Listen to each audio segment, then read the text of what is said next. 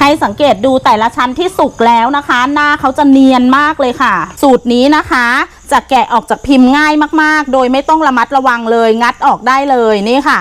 หน้าของขนมก็จะมีความมันเงานะคะฉีกก็ฉีกง่ายๆค่ะฉีกเป็นแผ่นออกได้ทุกแผ่นเลยนะคะนี่ค่ะเนื้อก็เนียนบ้านเราสตอรี่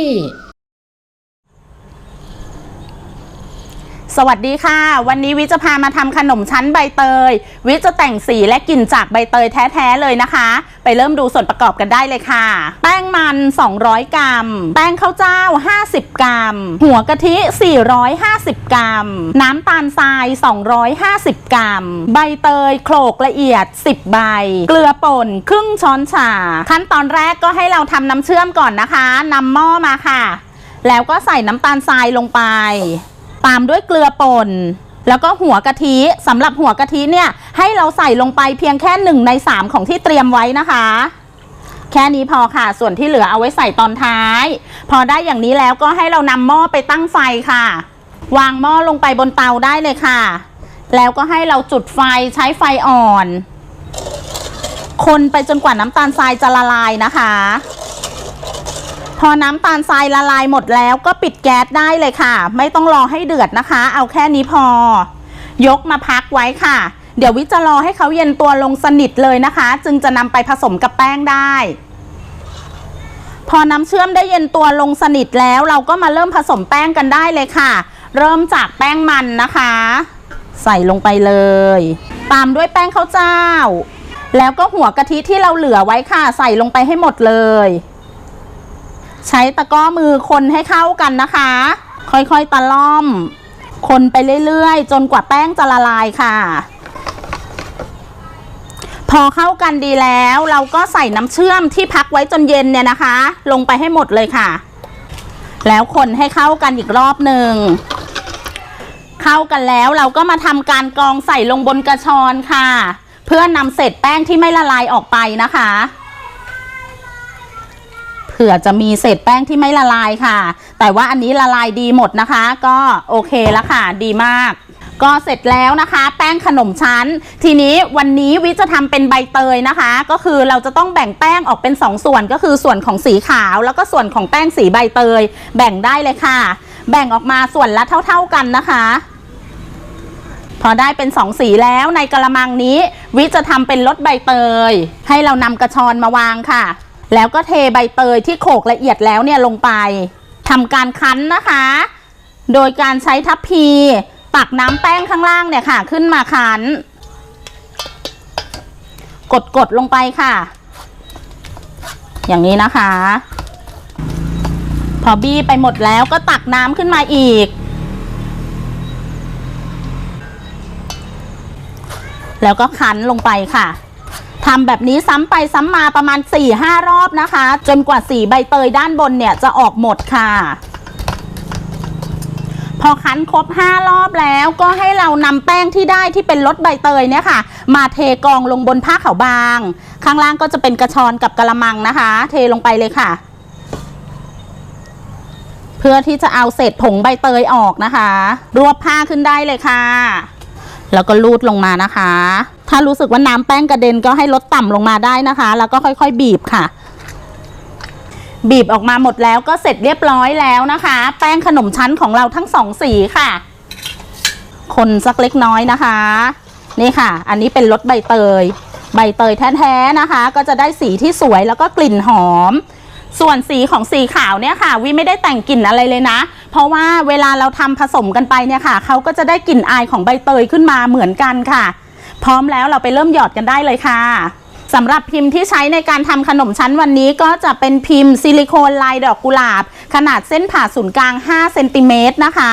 ให้เราตั้งลงบนซึ้งได้เลยค่ะอันนี้วิตั้งน้ำเอาไว้แล้วนะน้ำเดือดแล้ว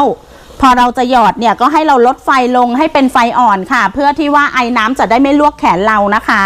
พิมพ์ไม่ต้องนึ่งก่อนนะคะหยอดลงไปได้เลยก่อนจะหยอดขนมทุกครั้งเนี่ยต้องคนค่ะเพราะว่าเขานอนก้นง่ายปริมาณในการหยอดในแต่ละชั้นก็คือ1 ช้อนชานะคะวันนี้วิจะหยอดรองพื้นด้วยสีเขียวบ้างสีขาวบ้างนะคะ เตรียมพิมพ์มาทั้งหมด12อันก็จะหยอดรองพื้นเป็นสีเขียว6อันสีขาว6อันค่ะหยอดเสร็จแล้วปิดฝาได้เลยค่ะสำหรับฝาซึ้งนี้วิก็ได้หุ้มไว้ด้วยผ้าขาวบางนะคะเพื่อที่เวลาเราเปิดปิดหลายๆรอบเนี่ยไอน้ำจะได้ไม่หยดลงใส่หน้าขนมนะคะพอปิดฝาแล้วให้เราเร่งไฟขึ้นให้เป็นไฟแรงค่ะในชั้นที่1นี้วิจะใช้ไฟแรงในการนึ่งนะคะเป็นเวลา4นาทีค่ะครบ4นาทีแล้วเปิดฝาออกค่ะแล้วก็เบาแก๊สนะคะเพื่อที่จะทำการหยอดชั้นที่2ได้เลยค่ะคนแป้งทุกครั้งนะคะการหยอดก็ให้หยอดสลับสีกันจากชั้นแรกค่ะถ้าชั้นแรกเป็นสีขาวชั้นที่2ก็ให้หยอดสีเขียวทับลงไป1ช้อนชานะคะทุกๆชั้นเลยอันนี้ชั้นแรกเขาเป็นสีเขียวนะคะชั้นที่2ก็จึงเป็นสีขาวหยอดเสร็จแล้วเราเร่งไฟขึ้นให้เป็นไฟแรงค่ะแล้วก็ปิดฝาในชั้นที่2นี้วิจะใช้เวลาในการนึ่งเป็นเวลา5นาทีนะคะแล้วก็เปิดฝาออกมาหยอดชั้นที่3นะคะทำอย่างนี้ต่อไปจนเต็มพิมพ์ค่ะแล้วก็แต่ละชั้นนะคะให้เราเพิ่มเวลาในการนึ่งขึ้นไปชั้นละ1นาทีด้วยค่ะเพราะว่าเขาจะหนาขึ้นไปเรื่อยๆนะคะตอนนี้วิก็ได้หยอดมาถึงชั้นที่5แล้วนะคะสรุปแล้วก็คือขนมของเราเนี่ยหยอดได้5ชั้นก็จะเต็มพิมพ์พอดีค่ะให้สังเกตดูแต่ละชั้นที่สุกแล้วนะคะหน้าเขาจะเนียนมากเลยค่ะหยอดเสร็จแล้วเราก็เร่งไฟให้เป็นไฟแรงแล้วก็ปิดฝาในชั้นที่5ชั้นสุดท้ายนี้วิจะใช้เวลาในการนึ่งเป็นเวลา8นาทีค่ะครบ8นาทีแล้วปิดแก๊สได้เลยค่ะมาดูขนมชั้นของวินะคะนี่ค่ะหน้าสุกใสขึ้นมาเลยแล้วก็ผิวเนียนเรียบมากๆนำมาพักไว้ตรงนี้ก่อนนะคะแล้วก็มาดูแป้งในส่วนที่เหลือค่ะนี่ค่ะแป้งเนี่ยใช้ไปไม่หมดนะคะซึ่งวิก็คาดว่าสูตรเนี้ยถ้าเราทำจนหมดเนี่ยก็จะได้ขนมชั้นอยู่ที่ประมาณ20ดอกค่ะเดี๋ยววิจะทิ้งขนมชั้นของวิไว้ตรงนี้ก่อนรอให้เขาเย็นตัวลงสนิทจึงจะแกะออกมาได้ค่ะตอนนี้ขนมชั้นของวิก็เย็นตัวลงสนิทแล้วค่ะ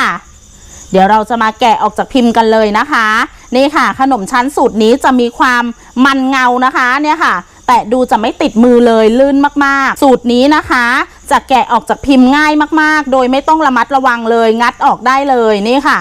หน้าของขนมก็จะมีความมันเงานะคะวางลงจานได้เลยแล้วก็แกะชิ้นต่อไปค่ะชิ้นต่อไปน่าจะเป็นสีขาวสลับกันนะคะเขียวกับขาวนี่นะคะดอกสุดท้ายค่ะลองฉีกดูได้เลยนะคะฉีกก็ฉีกง่ายๆค่ะฉีกเป็นแผ่นออกได้ทุกแผ่นเลยนะคะนี่ค่ะเนื้อก็เนียน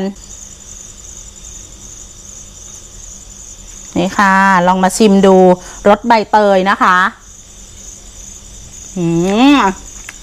มีความหอม